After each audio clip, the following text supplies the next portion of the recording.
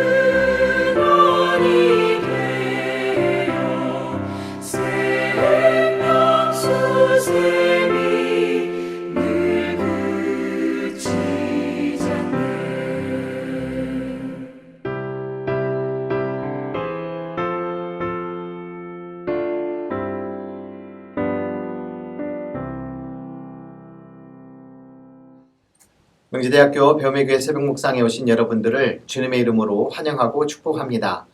오늘도 하나님께서 주시는 은혜와 평강이 여러분들의 삶 가운데에 가득 넘치시기를 기도드립니다. 오늘 함께 나눌 하나님의 말씀은 시편 36편 1절에서 12절까지의 말씀입니다. 악인의 마음 깊은 곳에는 반역의 충동만 있어 그의 눈에는 하나님을 두려워하는 기색이 조금도 없습니다. 그의 눈빛은 지나치게 의기양양하고 제 잘못을 찾아내 버릴 생각은 전혀 없습니다. 그의 입에서 나오는 말이란 사기와 속임수뿐이니 슬기를 짜내어서 좋은 일을 하기는 이미 틀렸습니다. 잠자리에 들어서도 남 속일 궁리나 하고 범죄의 길을 고집하며 한사코 악을 버리려고 하지 않습니다. 주님의 한결같은 사랑은 하늘에 가득 차 있고 주님의 미쁘심은 궁창에 사무쳐 있습니다. 주님의 의로우심은 우람한 산줄기와 같고 주님의 공평하심은 깊고 깊은 시면과도 같습니다. 주님은 사람과 짐승을 똑같이 돌보십니다. 하나님, 주님의 한결같은 사랑이 어찌 그리 값집니까? 사람들이 주님의 날개 그늘 아래로 피하여 숨습니다. 주님의 집에 있는 기름진 것으로 그들이 배불리 먹고 주님이 그들에게 주님의 시내에서 단물을 마시게 합니다. 생명의 샘이 주님께 있습니다. 우리는 주님의 빛을 받아 환히 열린 미래를 봅니다. 주님을 사랑하는 사람들에게는 주님께서 친히 한결같은 사랑을 베풀어 주십시오. 마음이 정직한 사람에게는 주님의 의를 변함없이 베풀어 주십시오. 오만한 자들이 발로 나를 짓밟지 못하게 하시고 악한 자들이 손으로 나를 휘두르지 못하게 하여 주십시오. 그때에 악을 일삼는 자들은 넘어져서 다시는 일어나지 못한다. 우리에게 익히 알려진 정우승 시인이 언젠가 한 인터뷰에서 인간은 참 비극적인 존재라며 시도 인간의 비극성에서 시작된다고 했습니다. 하지만 시인은 비극을 시로 꽃피워야 하고 꽃은 비극의 뿌리를 내렸어도 맑고 깨끗하고 아름다워야 한다고 했습니다. 비극적이고 고통스러운 현실 속에서도 꽃을 피워보고자 이야기할 수 있는 사람이 있다는 것은 참으로 다행스러운 일이 아닐 수 없습니다. 오늘 우리가 봉독한 시편 36편 1절에서 4절까지의 말씀에는 인간의 사악함에 대한 이야기로 시작을 합니다. 악인의 마음 깊은 곳에는 반역의 충동만 있고 그의 눈에는 하나님을 두려워하는 기색이 조금도 없습니다. 세상에 저밖에는 보이는 것이 없고 자기 잘못에 대해 고칠 생각은 꿈에도 없습니다. 입만 열면 사기와 속임수뿐 좋은 일을 하지를 못합니다. 잠자리에 들어서도 남 속일 궁리나 하고 범죄의 길을 고집하며 한사코 악을 버리려고 하지도 않습니다. 물론 본문에 따르면 이와 같은 일을 하는 사람은 보통 사람이 아닌 악인이라고 단정을 짓습니다.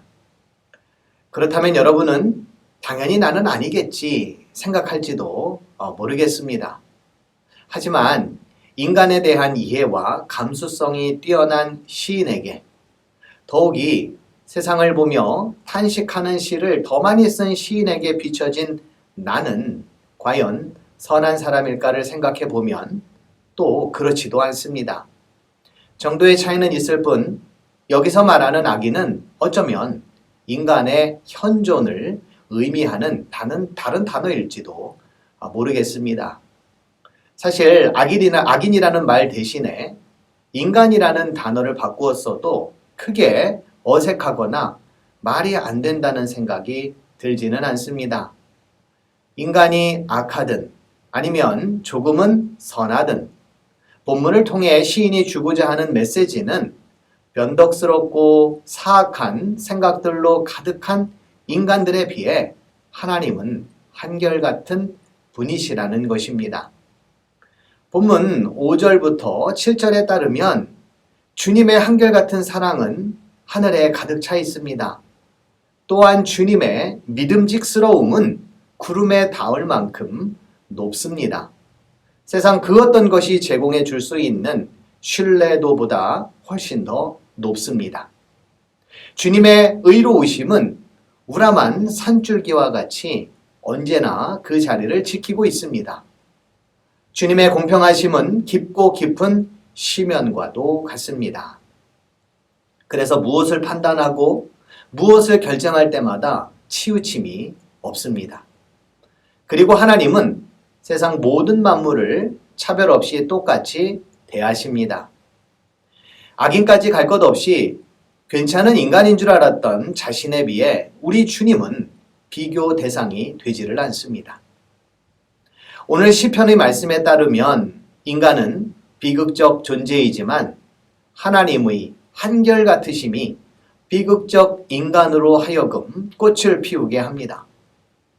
우리 하나님은 인간의 악함으로 인해 고통스러워 하시지만 그 고통이 고통으로만 머물지 않고 사랑으로, 믿음으로, 그리고 차별 없으시는 그 대하심으로 고통에서 새로운 존재의 가치를 꽃피우십니다. 때문에 시인은 이런 하나님을 일컬어 9절에서 생명의 샘이라고 표현을 합니다. 생명의 샘이 주님께 있습니다. 생명의 샘은 우리 인생의 갈증을 해결해 주는 근원입니다. 생명의 샘은 메마른 땅에서 시들어가고 있는 식물에 꽃을 피우게 하는 능력입니다. 생명의 샘은 고통스러운 현실 속에서 행복을 만끽하게 해주는 신비로움입니다. 지치고 어려울 때마다, 갈급하고 허기질 때마다 바가지 하나 손에 들고 생명의 샘에 오실 수 있는 여러분들이 되기를 바랍니다. 시인에게 하나님의 사랑은 한결 같습니다. 또한 그 사랑은 값으로 매길 수가 없습니다. 본문 7절입니다. 하나님, 주님의 한결같은 사랑이 어찌 그리 값집니까? 영어 성경인 NIV에는 하나님의 한결같은 사랑을 더욱 아름답게 묘사하고 있습니다. How priceless is your unfailing love. 하나님의 사랑은 값으로 따질 수 없는 사랑이라고 말합니다. 그 사랑은 담이 없는, 끝이 없는 사랑입니다. 때문에 실패가 없습니다. 여러분의 사랑을 한 몸에 받고 있다고 여러분들이 한번 생각해 보십시오. 세상에 두려울 것이 없고 세상의 실패 앞에 포기하지 않을 힘이 생길 것입니다. 세상에 치이고 사람들로부터 실망할 일이 있더라도 이겨낼 힘 또한 생겨날 것입니다. 학자들의 연구에 따르면 회복 탄력성이 뛰어난 사람은 불행을 극복해낼 가능성이 높다고 합니다.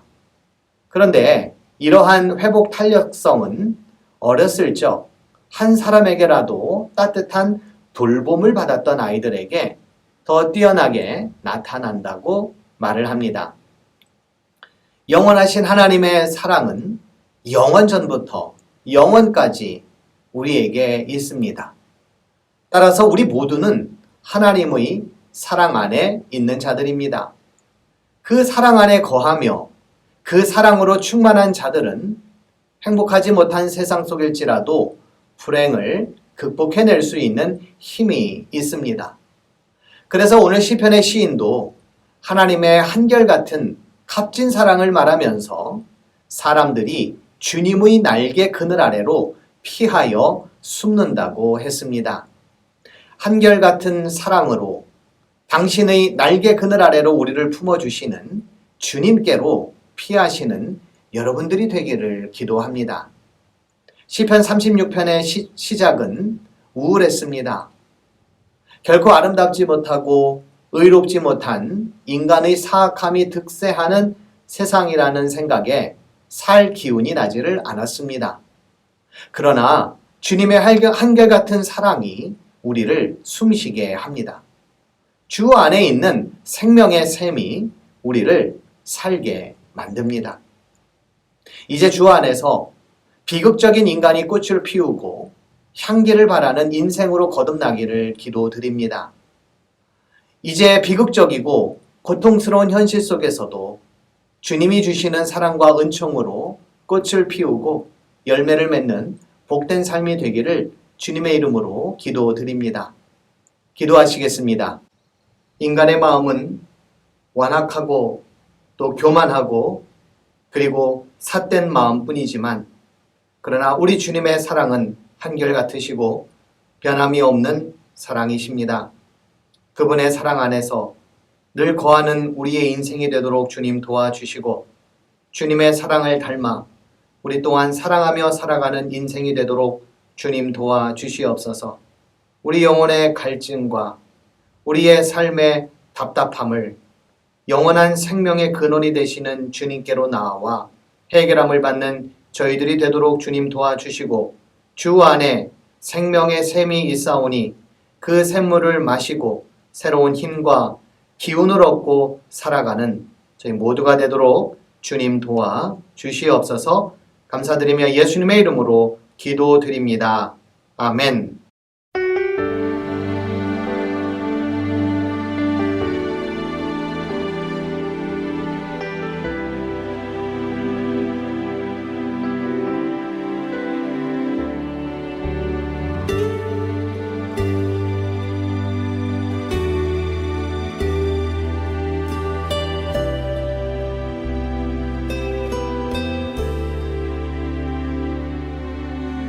영원한 생명의 주님 한결같이 날 보시네. 주 손길 덮으사 의의